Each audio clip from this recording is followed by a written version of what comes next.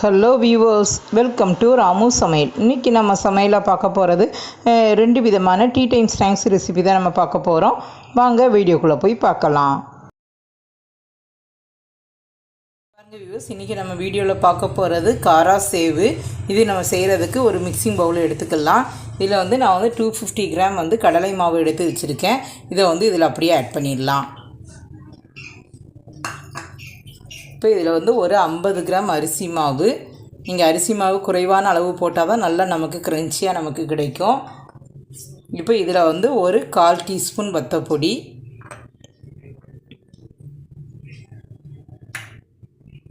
இங்கே பாருங்கள் நான் ஒரு 1/2 டீஸ்பூன் மிளகு நல்லா பொடி பண்ணி எடுத்துகிட்டு வந்திருக்கேன். இதை அப்படியே ஆட் பண்ணிடலாம். ஒரு 1/4 டீஸ்பூன் சீரகம், ஒரு 1/2 டீஸ்பூன் பெருங்காயத்தூள் எடுத்து வச்சுருக்கேன். இதையும் இது கூட ஆட் பண்ணிடலாம். இப்போ இதுக்கு தேவையான அளவு உப்பு, ஒரு 1/4 டீஸ்பூன். இப்போ இது எல்லாத்தையுமே ஃபஸ்ட்டு மிக்ஸ் பண்ணி விட்டுக்கிடுவோம். இப்போ இந்த ஸ்டேஜில் நான் ஒரு 3 டீஸ்பூன் அளவுக்கு ஆயில் நான் சூடுபடுத்தி எடுத்துகிட்டு வந்திருக்கேன். இதை அப்படியே இது கூட ஆட் பண்ணிடலாம். பாருங்க, ஆயில் சூடுபடுத்தி எடுத்துகிட்டு வந்திருக்கேன். இதையும் இது கூட ஆட் பண்ணிடலாம். இப்போ இதையும் நல்லா மிக்ஸ் பண்ணி விட்டுருவோம். இப்போ நம்ம தண்ணி கொஞ்சம் கொஞ்சமாக தேவையான அளவு விட்டு, ரொம்பவும் டைட்டாக இல்லாமல் ரொம்ப லூஸாகவும் இல்லாமல் பதமாக பார்த்து நல்லா மிக்ஸ் பண்ணி எடுத்துக்கிடணும். இப்போ நம்ம கொஞ்சமாக தண்ணி விட்டு எடுத்துக்கலாம். இப்போ நான் ஒரு 50 ml தான் தண்ணி ஆட் பண்ணியிருக்கேன். இன்னும் தேவையான அளவு தண்ணி விட்டு நல்லா மிக்ஸ் பண்ணி எடுத்துகிட்டு வந்துடுவோம். இங்கே பாருங்கள் வியூவர்ஸ், இப்போ நான் மாவு மிக்ஸ் பண்ணி எடுத்துகிட்டு வந்தாச்சு. இங்கே பாருங்கள், இந்த கன்சிஸ்டன்சி இருந்தால் போதும். இதனால தான் நம்ம இடியாப்பா உலக்கில் போட்டு புளியும் போது நமக்கு கரெக்டாக நமக்கு ஈஸியாக நம்மளால் செய்ய முடியும். இப்போ இது இப்படியே ஒரு 5 மினிட்ஸ் இருக்கட்டும். இங்கே பாருங்கள் வியூவர்ஸ், நான் ஸ்டவ்வும் ஆன் பண்ணி ஒரு கடாயில் நான் எண்ணெயை சூடுபடுத்தி வச்சுருக்கேன். இப்போ இந்த உலக்கு நான் எடுத்திருக்கேன். இதில் மாவு நம்ம ஃபில்லப் பண்ணிக்கலாம். இங்கே பாருங்கள் வியூஸ், இப்போ இந்த எண்ணெயில் நம்ம அப்படியே நம்ம இதை புழிஞ்சு விட்டுறலாம். இதை பார்த்து செய்யணும். நல்லா கொதிச்சுக்கிட்டு இருக்குது. அதனால் எண்ணெய் கையில் பற்றாமல் இப்படி மெதுவாக நீங்கள் செய்யுங்க. நல்லா ஒரு பெரிய ரவுண்டாக செஞ்சுட்டு அதுக்கப்புறம் நம்ம அதை உடச்சி விட்டுட்டா போதும். இங்கே பாருங்கள், இப்படியே இருக்கட்டும். ஒரு நிமிஷம் கழித்து நம்ம திருப்பி விட்டுக்கலாம். ஸ்டவ்வை மீடியமான ஃப்ளேம்லேயே வச்சுக்கோங்க. பாருங்கள் வியூஸ், இப்போ இந்த சைடு கொஞ்சமாக பொன்னிறமாக ஆயிருக்கு பாருங்கள். இப்போ இந்த ஸ்டேஜ் வரும்போது இது இப்போ நம்ம அப்படியே திருப்பி விட்டுக்கலாம். இப்போ 2 பக்கமே நல்லா பொன்னிறமாக ஆன விட்டு நம்ம எடுத்துடலாம். ஒரு நிமிஷம் இருந்தாலே போதும். இங்கே பாருங்கள் வியூவர்ஸ், இப்போ நல்லா 2 பக்கமே நல்லா பொன்னிறமாக ஆகிட்டு, இங்கே பாருங்கள் இந்த ஸ்டேஜ் இருந்தாலே போதும். நல்லா குழந்தைகளுக்கெல்லாம் லீவ் விட்டாச்சு. இந்த மாதிரி டயத்தில் நல்லா வீட்டில் இருக்கிற பொருட்களை வச்சு நல்லா கரகரன்னு சூப்பராக ஒரு ஈவினிங் ஸ்நாக்ஸ் நம்ம ரெடி பண்ணியிருக்கோம் பாருங்கள். இப்போ இதே மாதிரி மீதி இருக்கிறதையும் நம்ம ரெடி பண்ணிடலாம். இங்கே பாருங்கள் வியூவர்ஸ், நமக்கு எல்லாம் ஃபைனாக நமக்கு ரெடி ஆகிருக்கு. இங்கே பாருங்கள், உடச்சி காட்டு தான் பாருங்கள் எவ்வளோ சூப்பராக நமக்கு ரெடி ஆகிருக்கு பாருங்கள். நல்லா அழகாக க்ரன்ச்சியாக சூப்பராக நமக்கு ரெடி ஆகிருக்கு. இங்கே பாருங்கள், 1/4 கிலோ மாவுல இந்த அளவுக்கு நமக்கு கிடச்சிருக்கு.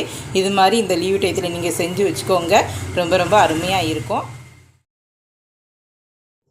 மிளகு போட்டு நம்ம காரா சேவு நம்ம ரெடி பண்ண போகிறோம். இதுக்கு நான் ஃபஸ்ட்டு ஒரு மிக்சிங் பவுல் எடுத்திருக்கேன். இதில் நான் 2 கப் அளவுக்கு நான் கடலை மாவு எடுத்திருக்கேன். இதை ஒரு மிக்சிங் பவுலில் ஆட் பண்ணிடலாம். பாருங்கள், இதெல்லாம் ஆட் பண்ணியாச்சு. இதுக்கு நான் ஒரு 4 டீஸ்பூன் அளவுக்கு அரிசி மாவு எடுத்திருக்கேன். இங்கே பாருங்கள், இதுக்கு கம்மியான அளவு தான் அரிசி மாவு போடணும். அப்படின்னா தான் அந்த இது பற்றச்சேவுன்னு எங்கள் ஊரில் சொல்லுவாங்க. நல்லா ஒரு சாஃப்டாக சாப்பிட்றதுக்கு ரொம்ப டேஸ்ட்டாக இருக்கும். இது 4 டீஸ்பூன் அளவுக்கு அரிசி மாவு ஆட் பண்ணியிருக்கேன். இங்கே பாருங்கள், ஒரு 1/2 டீஸ்பூன் பெருங்காயத்தூள்.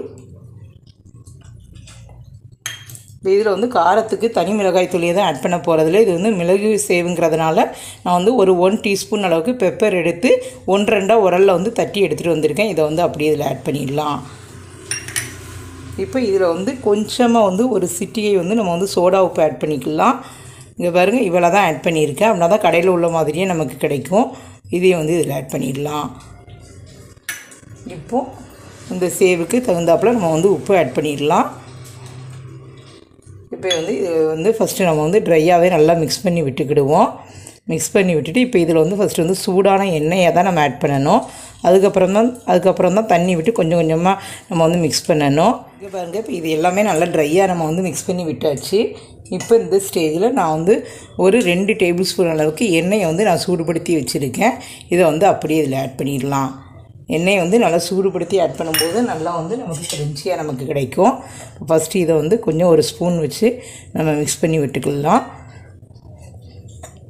கொஞ்சம் கை பொறுக்கிற சூடு வந்தோடனே நம்ம வந்து தண்ணி விட்டு நம்ம மிக்ஸ் பண்ணிக்கிடுவோம். இதை பாருங்கள், இதெல்லாம் நல்லா ஒன்றா கலந்துட்டு இப்போ இந்த ஸ்டேஜில் நம்ம வந்து கொஞ்சமாக வந்து தண்ணி ஆட் பண்ணிக்கலாம். ரொம்ப வந்து மாவு வந்து டைட்டாக மிக்ஸ் பண்ணக்கூடாது. இங்கே பாருங்கள், கொஞ்சமாக வந்து தண்ணி விட்டு பார்த்துக்கிடுவோம்.